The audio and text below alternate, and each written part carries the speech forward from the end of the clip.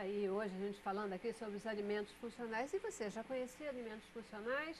Já tem se ambientado? A sua mesa é uma daquelas mesas onde os alimentos funcionais têm ocupado mais espaço a cada dia? A minha é, viu? Eu tenho descoberto, aprendido um monte de coisa aqui no Cabeça para Cima, tenho procurado mudar hábitos alimentares e isso faz toda a diferença realmente, né? E aí ficam aquelas questões, como escolher os alimentos funcionais? A gente escolhe um e vai naquele. Como chegar a um cardápio adequado? A gente tem que pensar, né? Todos os grupos de alimento, eles são importantes, né? O carboidrato, proteínas, as frutas, as verduras, né? Que tem as vitaminas, tem os minerais. Então, a gente, né? O melhor meio é a gente procurar uma nutricionista, né? E a gente fazer um cardápio equilibrado, realmente. Mas, assim, a gente procurar ter as cores, né? Como você falou, cada cor tem uma vitamina diferente, tem um mineral, tem um nutriente ali que vão se complementando e a gente consegue esse equilíbrio da alimentação. Colocando na alimentação os grãos, né, os cereais, né, colocando fibra. A gente sabe que a fibra é muito importante. Né, a fibra ela ajuda no controle de peso, na saciedade. Então, por exemplo, colocar aveia, né, muito importante. A aveia tem, né, a beta-glucana, então ela ajuda na saciedade, no controle de colesterol, de diabetes, né? A linhaça, que tem o ômega 3, que é anti-inflamatório. Então, assim, a gente procurar equilibrar isso nas refeições, ver o que é mais adequado para aquela alimentação. Tentar substituir o arroz branco pelo arroz integral, o pão branco pelo pão integral, né? E a gente vai acrescentando, né? E colocando as frutas também pelas vitaminas que são antioxidantes e, como a gente tem falado aí, né, desse envelhecimento saudável, os antioxidantes, eles ajudam a combater o radical livre, que é uma das principais causas, né, doutor Álvaro, do envelhecimento precoce, né, que a gente quer envelhecer com saúde, né? Envelhecer todos nós vamos, mas com a saúde, que é o que a gente tem falado aqui. Né? Sem dúvida. E essa questão, né, dos alimentos, a quantidade também é importante, né? Porque não dá adianta a gente cacifar num. Eu outro dia estava lendo, porque eu adoro castanha do Brasil, castanha do Pará, que agora mudou de nome, castanha do Brasil. Castanha do Brasil. Né? E aquela coisa, você começa a comer castanha, dá vontade de comer não sei quantas, né? E estava descobrindo que tem que comer 3 por dia, porque... 2, 3. 2, 3, por aí. Essa espécie porque também se você começar a comer não sei quantas por dia, aquilo que era bom, o benefício que ela traria, deixa de ser benefício, e aí você começa a ter vamos dar um exemplo importante em relação ao que você falou. Por exemplo, tem a água ali. Se eu beber excessivamente água, eu vou morrer, até porque eu bebi muita água. Mas por que eu não bebo tanta água e por que eu tenho sede e bebo a água e fico satisfeito? Porque não misturaram nada na água que alterasse essa minha funcionalidade. Agora, você deu o exemplo da castanha do Pará, castanha do Brasil, que você pode comer exageradamente. Mas um alimento funcional, dificilmente você vai comer exageradamente. Porque o teu organismo vai regular com o alimento funcional. Por exemplo, o abacate é um alimento funcional espetacular. Ninguém toma porra de abacate. Eu nunca vi uma pessoa compulsiva por rodízio de abacate. Nunca vi. Agora, quando você fala em rodízio de pizza, quando você fala em rodízio de massas, aí você sai da funcionalidade para a antifuncionalidade. Por quê? Porque quando você mistura o açúcar, com a gordura, que não existia na natureza, isso foi uma invenção nossa, o que acontece? Você cria um alimento, né, aquele tipo de alimento de cafeteria, que te cria uma dependência química no teu cérebro. Então você começa a comer um rodízio de pizza, você está empanturrado, você está até com falta de ar, com a respiração presa, mas você vai até o fim. E ainda ingerindo uma grande quantidade de água com açúcar, que é o álcool etílico do chopp, a cevada, o malte. A cevada e o malte são em grande quantidade, né, que se fossem pequenas quantidades seriam funcionais. Mas já foi desregulado por uma coisa que não é funcional, que é misturar. gordura com açúcar simples. Doutor Aí é Álvaro, antifuncional. tá, tem uma pergunta aqui para o senhor, de telespectador. É exatamente se a cevada é um alimento funcional. É um alimento funcional, desde que Não vira você cereal. não esteja alterado, né? Ou tipo, por exemplo, o jogo do Brasil. Então, onde você estava no jogo do Brasil quando ele perdeu de 7-1? É uma pergunta que quase todo mundo vai lembrar onde a pessoa estava. Não entendi a conexão. Vamos chegar lá. A conexão é a seguinte. Você, quando pergunta, onde você estava quando você Quando o viu o Brasil perdeu. perder de 7-1? Não é isso? Onde você estava, quem era, não é meu tempo, não era nem nascido, anos 50, quando o Brasil perdeu aquela coisa que eles repetem todo dia. Você vai associar aquilo ali a uma emoção. Aí você não vai esquecer aquilo. Porque o que determina as nossas escolhas, o que determina o nosso comportamento, é principalmente a emoção. Então, evidentemente, se você não tivesse num estado alterado de consciência, ingerindo uma quantidade absurda Cevada modificada. e álcool etílico, cevada transgênica com álcool etílico, aí não é uma situação, é um contexto, né? Também tem uma pergunta sobre o abacaxi. O abacaxi é um alimento funcional? Quais são os benefícios do abacaxi? É muito específico, mas O abacaxi é diurético, né? É rico em vitamina, então ele assim, o alimento diurético, ele ajuda para você não ficar inchado, né?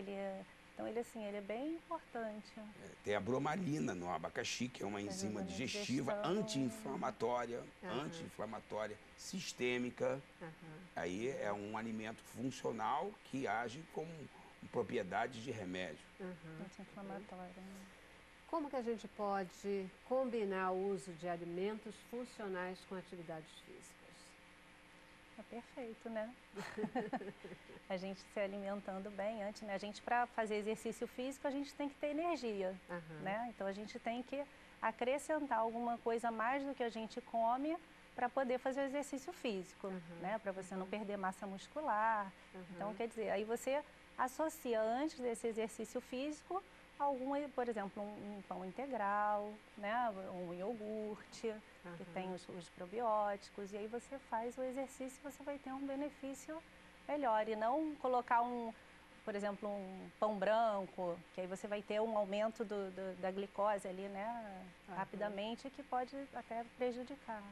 Né? Então, assim, com uma alimentação adequada, eu volto a insistir, né? Para aquele momento. Reportando aquela pergunta no início, que era se eles podiam ser industrializados, hoje você percebe nas academias e você percebe nos atletas de alta performance. E eles têm um desempenho físico e de recuperação absurdo pela utilização de quê?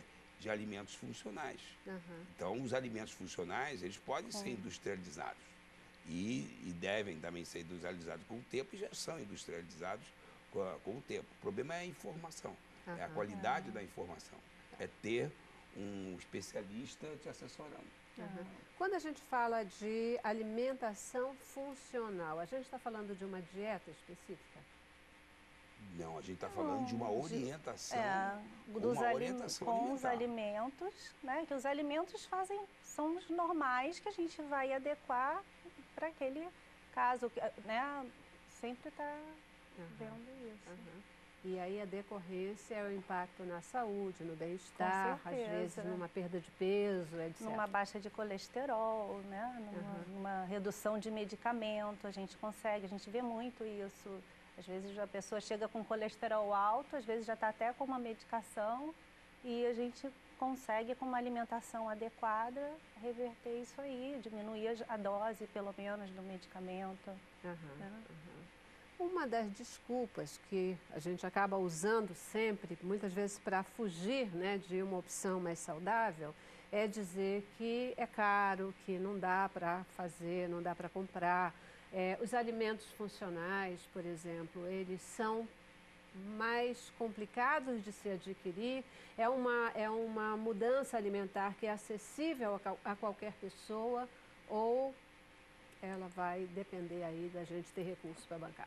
Não, a gente tem sempre, né? A gente vê os alimentos, né? Sempre tem os alimentos que estão na safra, né? Que que é a fruta da safra, o legume da safra, que é mais barato e tem normalmente os nutrientes mais adequados ali do que aquele que está fora de safra. Então a gente sempre consegue conciliar essa desculpa do preço, né, que não pode. É lógico que tem uns que realmente são mais caros, mas, por exemplo, a aveia, ela é barata. Então, quer dizer, eu acredito que é uma desculpa, sim. As pessoas, às vezes, fazem um pouco de confusão, né, do alimento funcional com o alimento orgânico.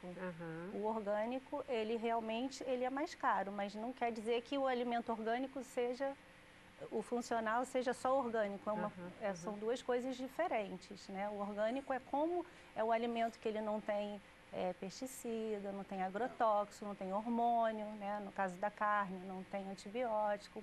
Então, quer dizer, ele acaba ficando mais caro porque é uma produção menor e a oferta é grande, né? Isso depende daquilo que a gente está falando sobre o futebol, né?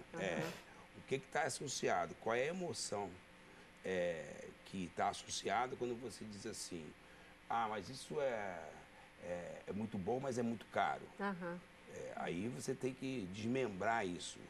Qual é a emoção que está ali? É caro comparado com o quê?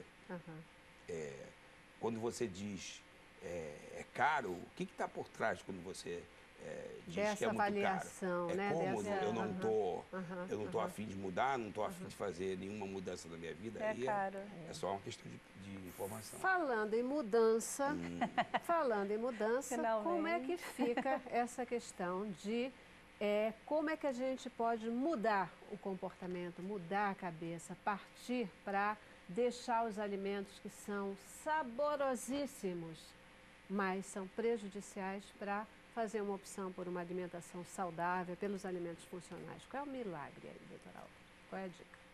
Qual é a dica? Qual a dica é a gente perceber o que está por trás dessa mudança. Por exemplo, se você diz assim, poxa, mas ficar com os amigos num churrasco ou ficar com os amigos no rodízio de pizza, no rodízio de fruta do mar, é uma coisa muito, muito boa, me dá prazer, eu não vou abrir mão disso. Mas quantas coisas podem te dar prazer numa mesma intensidade sem ser comer compulsivamente? Aí você faz uma simples pergunta. Quando você faz essa pergunta, você vai encontrar uma emoção. Por exemplo, qual é a emoção que vem para você quando eu faço essa pergunta? Eu posso trocar o prazer de comer compulsivamente por conseguir caminhar bastante, por ter ânimo para fazer as coisas. A pessoa pode namorar, pode escutar uma boa música, pode dar beijo, pode dar abraço, pode sair somente para conversar, pode ler um bom livro, pode fazer uma massagem, pode tomar um banho quente. Então, na realidade, é muito cômodo você justificar um hábito. Mas o hábito você pode modificar desde que, primeiro, você queira modificar. E segunda coisa é você repetir a técnica que você empregou 21 dias seguidos, isso é científico.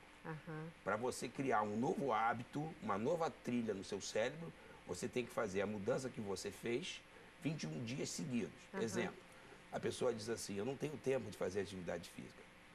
É um absurdo. Agora substitui, eu não tenho tempo para fazer uma atividade física, substitui assim. Eu ainda não dei prioridade para a minha saúde. Eu ainda não dei prioridade para a minha sexualidade, porque ajuda na sexualidade. Ou eu ainda não dei prioridade para o meu bem-estar físico, mental, emocional, espiritual. Substitui. Aí é lógico que o tempo aparece. Agora, também não adianta você fazer isso uma vez. Você tem que fazer 21 dias seguidos, isso é científico. Para você mudar um hábito, você tem que fazer uma nova decisão e 21 dias você repetir. Beleza. Depois... Mas só a pessoa, a família não mancha. Não, perfeito. Aí convence a família a fazer os testes de 21 dias também. Muitas vezes, se você conseguir mudar uma pessoa que é o núcleo familiar... Sim.